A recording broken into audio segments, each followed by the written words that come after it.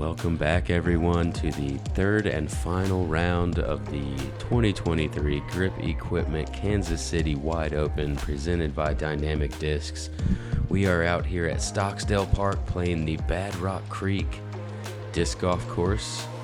Third and final day, playing as the easiest day so far. I'm Nathan Queen, again joined out here by Connor O'Reilly.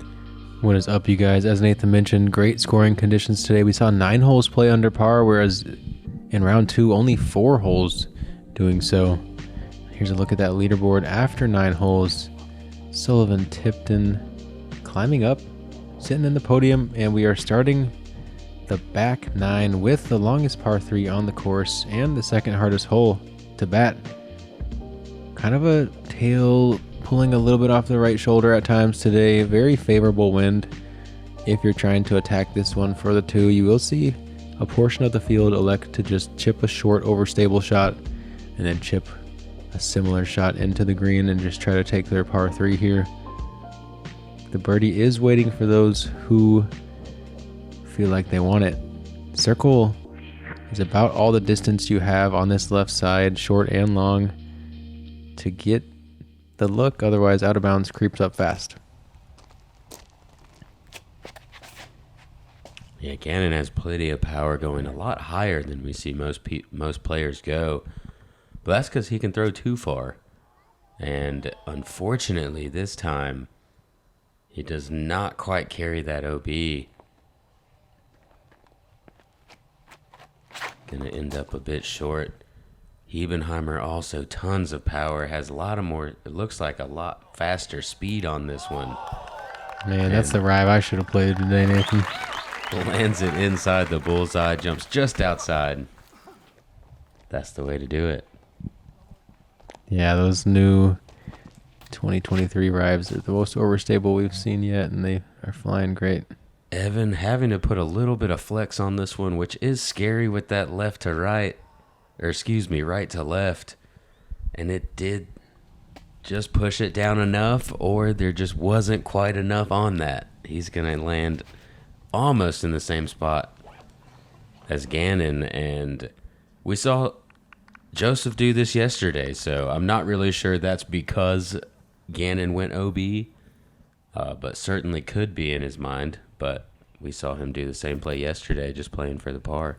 Yeah, maybe just sticking to the game plan, understanding straying from that this final round might not be exactly what he wants. He does want to win, I'm sure, but at the same time, I think anything in the podium he'll be very happy with. It will be his best finish on the Pro Tour if he's able to maintain and finish out here on the back. Well thrown there. Yeah, by Gannon and Joseph. Evan now pitching his third shot up there, gonna get up and down for another bogey. And Jake Hebenheimer for the lone birdie chance. Clean, gonna connect. Starting to make a push of his own. Yeah, Jake's definitely starting to insert himself after getting the back half of that front 9 going. Yeah, really just one bad hole for him so far. May have missed a birdie opportunity, but just the one kind of misplay there on hole 2 that got him. Brings us into hole 11, a very difficult playing par 3, 383 feet. I've seen a couple players go through this right gap now with a forehand just to the right of this tree, but it's such a low ceiling on that shot, very hard to carry all the way there. Ideally, you're going to want to go high left with an overstable fairway, a Firebird or something of that sort,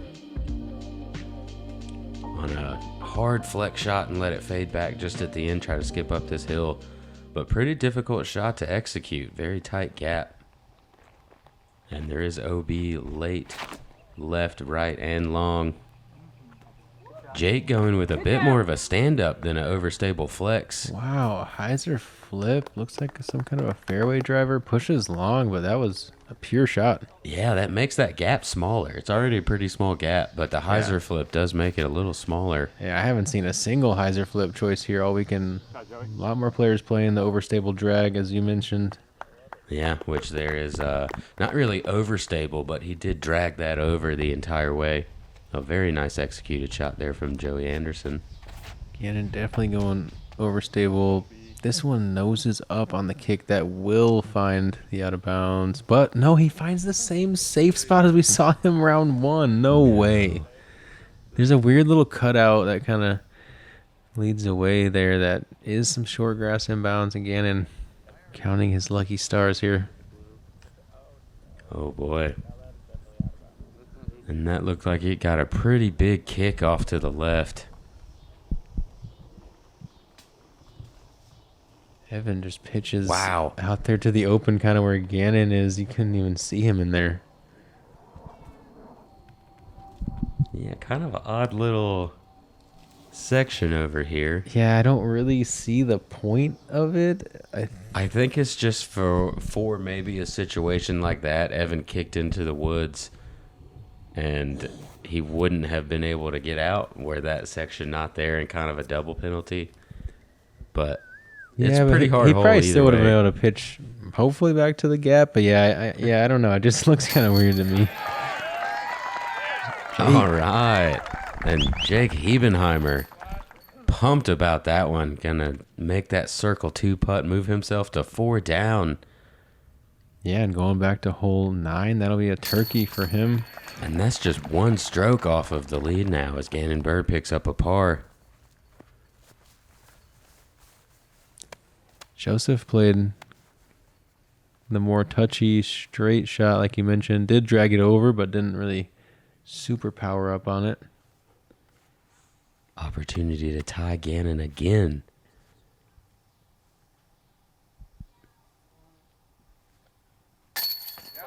And count it. Yeah, he's kind of had a high release on all of his putts, but they have a slower pace and drop down. Yeah, he has that up and down swing, so a lot of times you find yourself high right with those chains. When he does get the timing right, he'll be diving it in low, but a lot of times, especially on those shorter putts, coming in high. And we find ourselves on hole 12, backup central, par 5, 652 feet. This gap is tight enough to where it doesn't really matter what speed you play, you just have to hit the gap. Some players go putter, try to break this into 3 shots, take the easy birdie if you can keep it in the middle. Some players want to go fast driver or fairway driver, try to get somewhere down into this bowl for the short upshot for the eagle look. We have seen quite a few eagles, I believe 16 combined during rounds 1 and 2. And just the gambit of scores here. Got 13 more today. Wow. You're not getting call outs. Sorry, guys. Yeah, and for this par 5, we happen to be card 5 walking up on this one today. What a treat. Fun stuff, 40 minutes here before you throw this tee shot. Jake Hebenheimer. He plays that Explorer to perfection. When you make the cameraman turn around in this hole, you are very happy. Wow. Smoothie shot yet again. Might have ended up a little bit left side, but now he's going to be in the middle. Kind of have a hyzer to pitch around.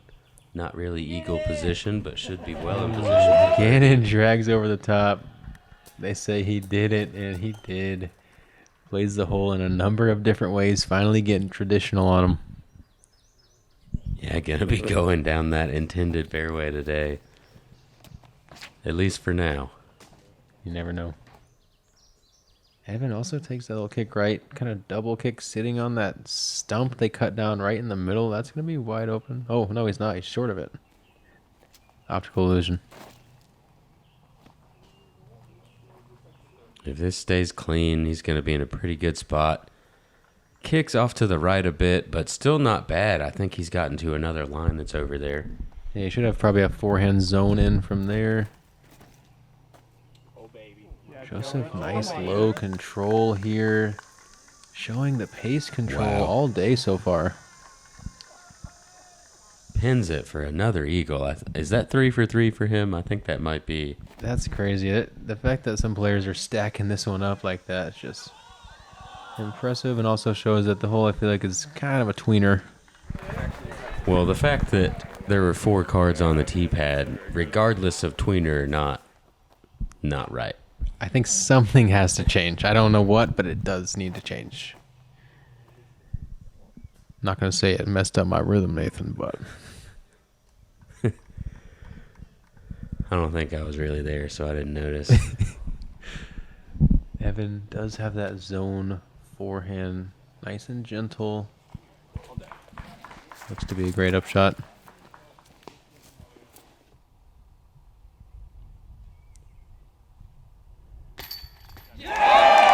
Jake is just barely able to squeak that in for his eagle.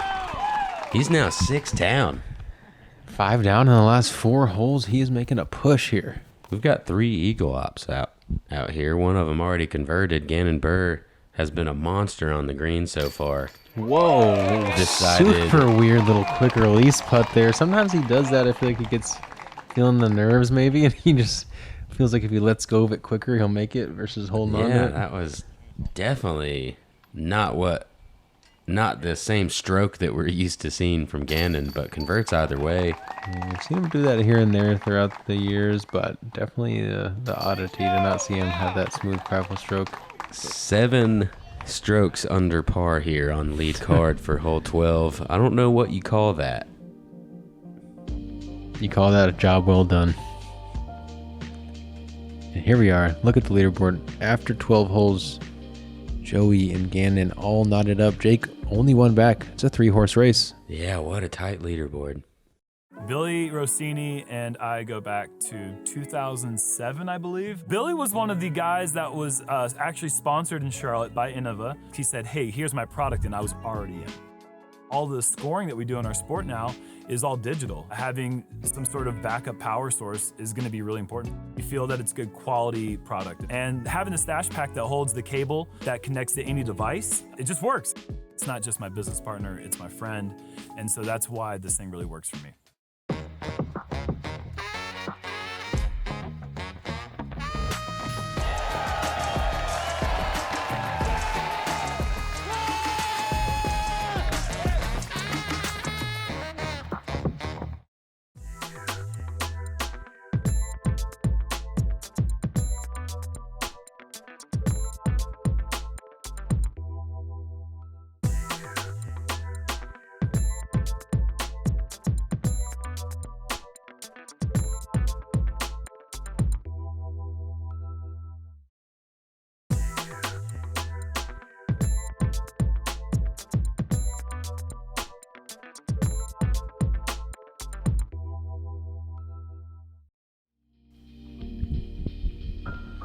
All right, we are back out in the open for hole 13, 364-foot par 3, playing slightly uphill, probably that 390 range.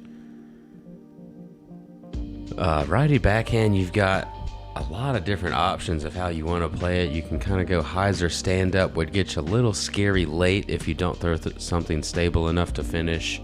You could also go overstable flex to try to make sure that you finish before these late branches over here on the right. All of this tall grass that you see, or corn possibly, is OB. We'll call it wild corn. Yeah, forehand plays the best if you have the power, but 360 feet at least to carry the OB. Jake Hebenheimer going to keep himself on a roll. 6 down through the last 5 holes. He is moving, and depending on how this hole goes, he might have a chance to find himself with his first share of the lead of this tournament. Yeah, this is fading a bit early, but just a bit. He's going to be right there on circle's edge. Yeah, good shot selection. Kind of takes away that right side with those trees that you mentioned. Get a nice compact delivery there. Not able to get the big skip, but look to see him knock that one down likely. And we'll probably see his regular confident stroke. And Evan Scott, you see the head drop there. He knows he didn't quite get the turn that he wanted. Oh, But it is going to hang on. He's over there inside circle 2. The long look. Maybe this long look will get his mind back on track. You know he liked these circle 2s.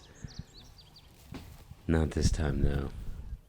yeah, Evan not putting on some of the putting fireworks we have seen out of him, but not having a bad day on the green. Just hasn't given himself a ton of great looks.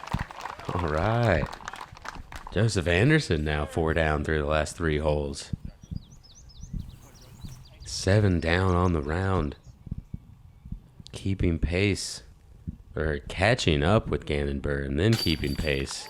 And Gannon maybe making up for that last weird stroke. Fires that one off the pole and nearly comes back at him. Looked like he was standing at one of those spots you can get to on these baskets where you're kind of just looking straight at the pole. Yeah. It can happen, especially once they wear in after a few years. Yeah. Start to see some of those spots. For sure. So catches the cage short on the first one, catches the cage off of the bounce on the next one. But both are converted. One for eagle, one for birdie. Hopefully he's calibrated in for the next one, and we'll see it somewhere in the middle. Evan Scott, just his second par of the round, sitting at 2 over. Hole 14. Going to be a dogleg working to the right. Only a couple dogleg rights throughout the track. This one's 711 feet, relatively wide open. You really got to try to beat this corner, or at least give yourself vision around the corner off the drive. It's very common to see forehands coming into this green, or kind of the gentle turnover backhand. But I'm guessing we'll see quite a few of those overstable forehands looking to land about circle's edge short and take a hop skip up to the green. Out of bounds water long, as well as on all sides. Jake Hebenheimer pulling a MJ there. Michael Johansson walking away knowing it's a good shot. It's always a good feeling when you know out of the hand. There's no more guesswork. You did your job. I too like to do that at times, you know. So Oh, yeah. I've seen enough. You've seen it before. Joseph Anderson gets a nice shot out. Doesn't really get much right finish, but got all the distance you need. That's really bad. I think especially on par fours, you know, a lot of times, you know, it doesn't matter exactly precisely where you are. If you know you're going to be in a ballpark area of the landing zone, it doesn't really matter to see exactly where you're going to be and try to game plan it until you get up there. Evan with a nice forehand, just barely sneaking around that corner. He's going to have a similar shot, a little shorter distance with the downhill. So distance control on this one. Slopes down towards that water. Want to land it A2. right around circle's edge short, I think. Skip up to it. Can this disc do wrong, Nathan Queen?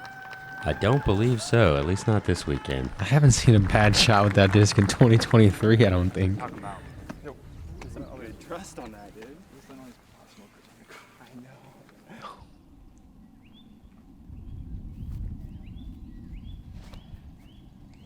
Joseph comes out flat on this approach. Gonna need it to check up. Oh, and it does. There's one little jut out there. Excuse me, that's a little closer to the basket than the rest, and he was heading right towards it, but just misses. Oh, Jake skies this. Looks like a very overstable disc as well, but wow. Yeah, Able looked to get be down. pretty far inside, but he's going to be inside circle 1 still. So Evan Scott staying right on the corner, fully blind from over here. And didn't like that par he got. Well, So going to try to keep it at just 2 pars on the day here. We've got a chance for 4 birdies. oof. Joseph with that up and down stroke, having trouble coming back at this elevated pin.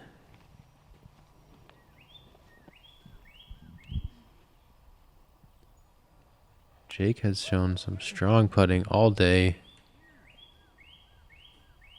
Stroke has looked clean and confident.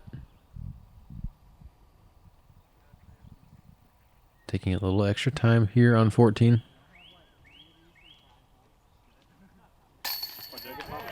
Yeah, and able to connect. What a stretch he's on. 7 through the last 6, is that right? Yeah. That's what you call being on a heater. Yeah, moves him to 8 down on the round. Joseph Anderson still 7 down with that par right there. Evan Scott trying to fight his way back to even again is now at 1 over, and Gannon Buhr back in the solo lead. Yeah, we only saw the one mistake for Anderson so far. Playing a pretty solid round. Gannon, though, still playing strong. And that brings us into hole 15, 288-foot par 3 with a very small gap to hit. And once you do hit that gap, you've got a little bit of water to carry. And make sure you don't move too far right or you're going to hit some trees and drop right back into that water. I think, again, you're going to disc up to faster than what you would normally throw on a shot like this, just to try to make sure you carry that water and to punch that gap with as much speed as you can. Try to get over here. That can play into some skips up into the woods, but much better than this, which is going to kick you into that water and go OB. Almost automatic 4. Yeah, unless he throws it in from across the way, which I'm sure he'll give it a soft bid, but we are going to see a halt to that streak for Hebenheimer. And then what just happened? It hit those trees. Whoa. Is that in bounds? We don't see an out of bounds graphic. Buhr kind of hit and just kind of lost all the momentum and slid a little bit, but looks like it might be in bounds.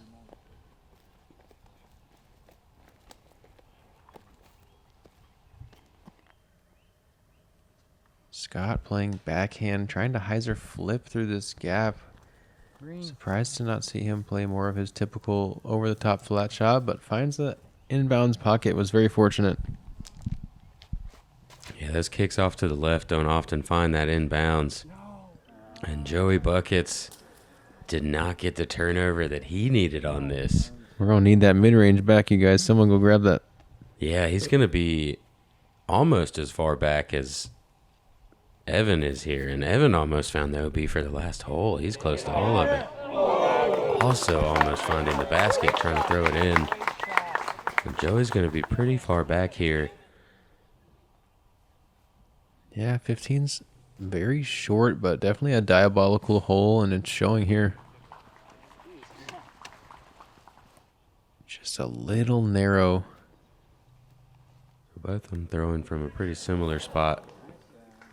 Able to dial in that distance pretty well. Gannon marching up there with a purpose, trying to figure out if his disc is inbounds. Looks like it is. Has to go to a knee outside the circle here.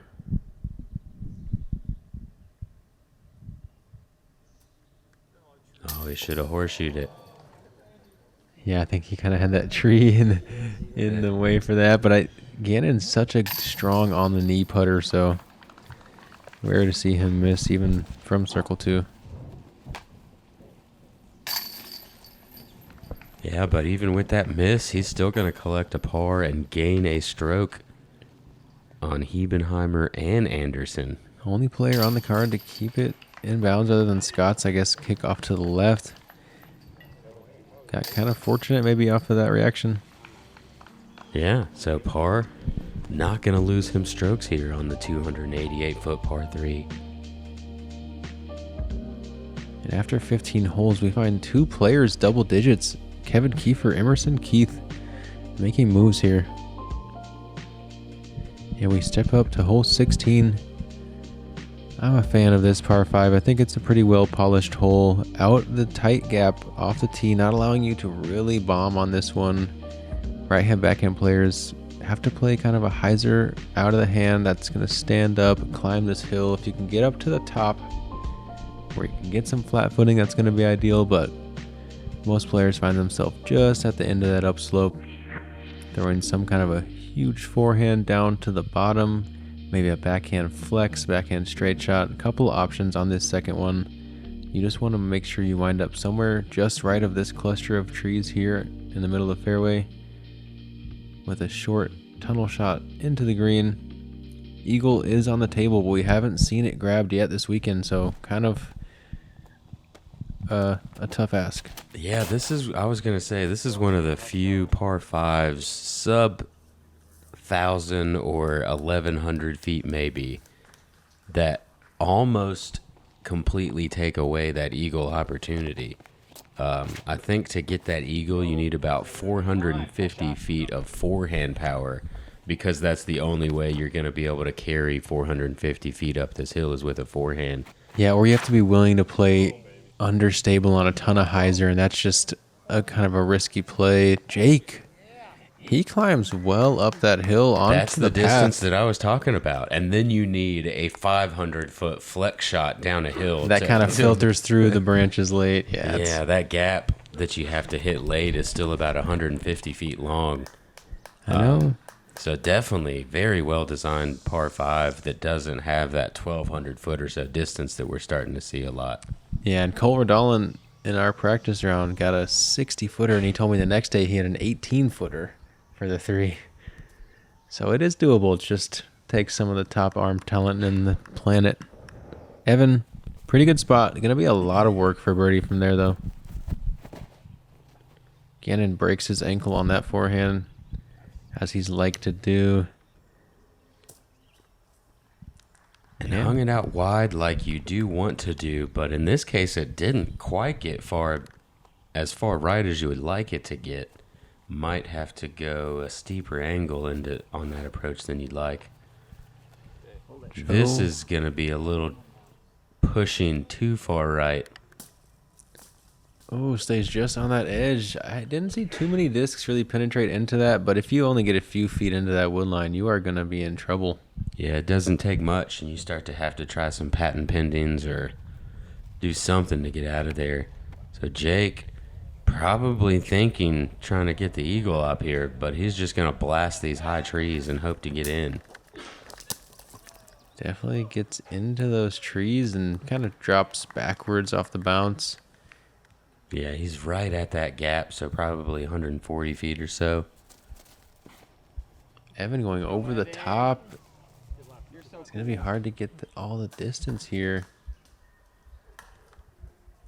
Yeah, and doesn't quite get it. But that's what not being far enough to the right brings in.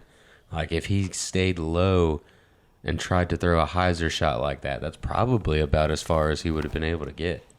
Yeah, whereas if he's on the same distance from the pin, but on the right side, he's probably got a putter in. Gannon also going up high. Does get more distance, but not quite enough, but will be inside circle too. Has a look. And here is a patent pending shot. Little pulled from Anderson, but he finds himself 42 feet or so.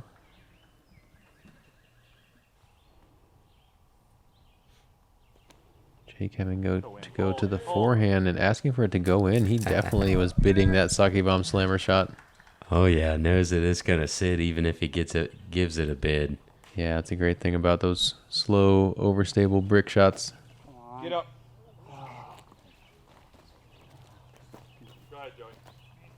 Evan gonna be tapping in his par. Long look for birdie. Comes up just a bit short there for Anderson. Yeah, well down the hill there as well. Doesn't really show on camera. Yes. Gannon says yes out of the hand. Strong putt. He knows it. Talk about being dialed in. Yeah. It's been dialed in on the green pretty much all weekend long. And dialed in on the green today. Jake Hebenheimer. He's got that one bogey here on the back nine, but 8 under on the round. Making a really strong push here late. Yeah, 6 down currently on the back nine with a birdie eagle opportunity available. He could really put some pressure on if he can do that. It's going to take great execution, though. And that brings us to hole 17, 461 foot par 4. Shorter than our longest par 3, but very wooded. You want to get to this leaning tree you see in front of the drone right now and then move about 25 feet up left. You've got about a 10-foot circle right there that you'd like to land in to really be looking down this second fairway. Otherwise, you're just kind of scrambling, which is almost what the tee shot feels like as well. So 2 scramble shots here and you're going to have a chance for birdie. 3 scramble shots and you got a chance for par. Forehand roller from our leader. We've seen quite a few of those here this weekend. And I don't know, Nathan. This hole, I think, could use some work. Jake also going forehand roller. I think holes like this do have their place.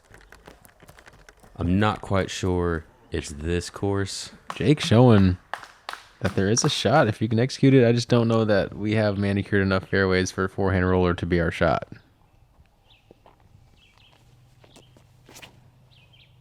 Evan playing the more traditional and just catches the one kind of skinny leaner that really stops you from getting into that landing zone you talked about.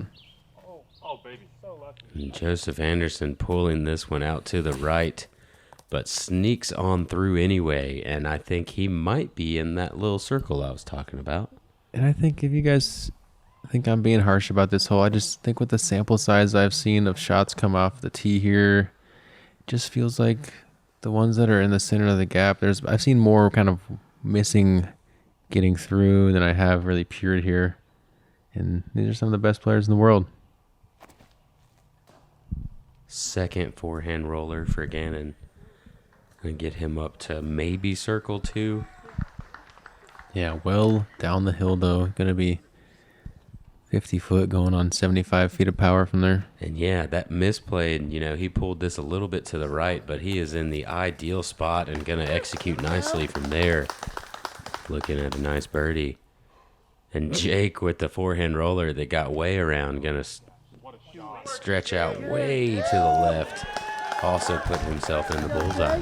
Yeah, showing off that flexibility. I've heard that Jake's gone full splits and made putts before in tournament.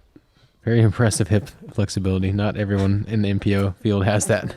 Yeah, I saw Gavin Babcock go full heel. He was on both of his heels full split. Didn't make the putt, but didn't fall over either, so I was still impressed. I'm taking these 2 weeks off, Nathan, and I'm going to be doing some yoga. You will not see me try that. Joseph has to straddle around this tree, but short work for birdie there for him. And short work here for Hebenheimer as well. There's that birdie. With his power, eagle is absolutely there for him on 18 if he can throw 2 great shots. And he sees the moment and chase down the prodigy. Yeah, Gannon Buhr already a proven winner on the Disc Golf Pro Tour. These other players all trying to take their first. Well, Yeah. Evan does have one, excuse me. He does indeed. And 18, really good finishing par 5. Another sub 1,000 footer, but really playing well up the hill on this first one. If you can crest to the top of the hill and even get just a little bit past it where it starts sloping down, you will have an eagle possible. It's going to take a big second shot over. A lot of out of bounds though. That bubble of inbounds area that we just flew over, you will see a lot of players kind of try to get their second shot onto so they can chip somewhere in the range of a 230, 280 foot putter into the basket, but a lot of ways to play here on 18. And just one stroke back, Jake Hebenheimer, I can see absolutely trying to get that eagle here. So going to see big distance shot. Smush. Come on. Let's go, Jay. Smush. This is the angle he is looking Wow. for. Oh my. Oh, that little no. ground action was kind of troublesome. Oh, he must have caught a root or a big wood chunk there that kept him from skipping into the ideal spot. Man. I think he may still have an opportunity to go for it if he feels he needs to be that aggressive. He's definitely going to have some kind of a line, but if he cleared through, got the ground plate at the bottom of the hill, we're talking a hyzer release any height he wants. Now it's going to be kind of more what the course gives him. So Gannon probably going to try to fight back here and do that himself. Big Sky Annie for Buhr. This is overturned a bit. Yeah, he was definitely going for big distance, but like you said, overturned into the right. Didn't look like he jumped in too far. Might still be able to get around the corner and down the hill to have a birdie opportunity. Yeah, 1-stroke lead, but he is not out of the water yet. Or out of the woods, we should say. Well played. Evan, definitely the shortest player on the card, backhand distance-wise, though he well knows how to match the disc as much as he needs. He might be the shortest player on the card. I didn't want to say it, Just throwing Nathan. that out there. Evan, we love you. Your game's impressive. So he's going to have one of these inside gaps to hit to try to get down and around the corner. Captain's Raptor flex shot. Evan, what Wow. touch and what confidence just to go pull that shot out. Yeah, you don't see people going for the bubble from that area. They're just trying to pitch out to like this little cart path cutway that you have down there. This is a tight spot for Gannon. Is he trying to get to the bubble? Looks like it kind of. This disc does no The wrong. purple disc, Nathan. Why doesn't he just throw it on every shot? All right, so have we gotten to Jake yet? Here we go. Ben Calloway, only eagle the first 2 days. Can Hebenheimer push the playoff? Come on, keep turning. Stay up. Oh my gosh, it looked like it had it the whole way and just kind of died at the last second. It was narrow, the most narrow margin of getting there. Wow, you got a feel for him. Yeah, and just like that, that push for a playoff is gone. He now is in jeopardy of losing that second place to Joseph Anderson, as he's got to get up and down for par from the last place he was in bounds. Evan playing that zone OS into the green. Those things are just so overstable. And gets into the bullseye. He has fought himself back to even as long as he connects on that putt. Purple A2 stands still. Looks high. Isn't measured properly. You freaking know it, you guys. Of course it is. He's going to pretty much hit that PDGA koozie there on the bottom of the pin. Yep. And absolutely secure his 4th Disc Golf Pro Tour victory of this season.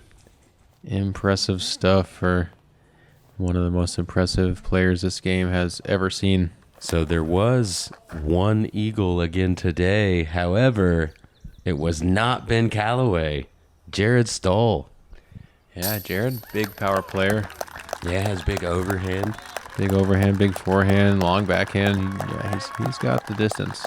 Yeah, able to collect that lone eagle today. Jake Hebenheimer. Great showing, Jake.